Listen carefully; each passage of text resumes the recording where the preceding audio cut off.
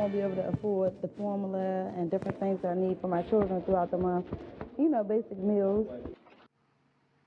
In today's CCTV America Inside, a program that is supposed to feed the hungriest Americans is losing billions of dollars in funding. And this might not be the end of the cuts. As you might imagine, this is hitting the poorest Americans the hardest. CCTV's Jessica Stone has been taking a look. More than 47 million Americans depend on food stamps to help put food on the table. People like Catherine McKinnon. That's good for 5 cents. Each month, she gets $358 in food stamps. That money goes to feed her and her 3 grandchildren. She took them in when her daughter died. No matter how people look at you, just keep your head up. A typical family of 4 receiving assistance will get about $36 less this month, all because the American Federal Food Stamp Program lost $5 billion overnight. The U.S. Congress let the money for the program run out.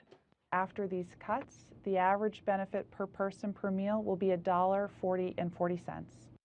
The cuts come as more Americans are depending on food stamps to feed their families. There are now more than twice as many Americans in the program than in the year 2000, nearly 1 out of every 7 Americans. We have so much economic insecurity in this country, people losing jobs, people going from full-time work to part-time work, that half of all children on food stamps at some point during childhood, half of all adults.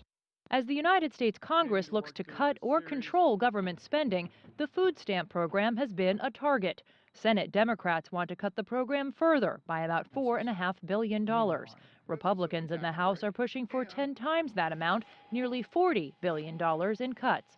Their bill would also include requirements that people who are able to work are actually trying to find a job.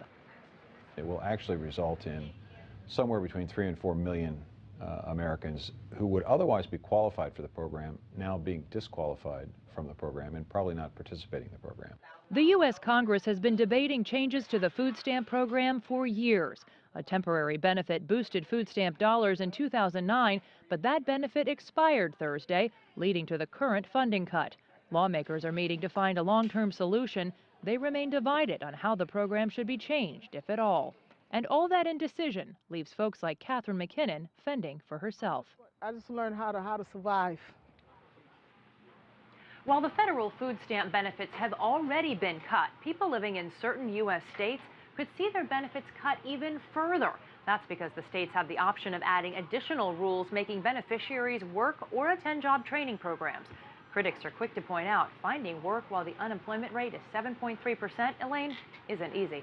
All right, Jessica, thanks.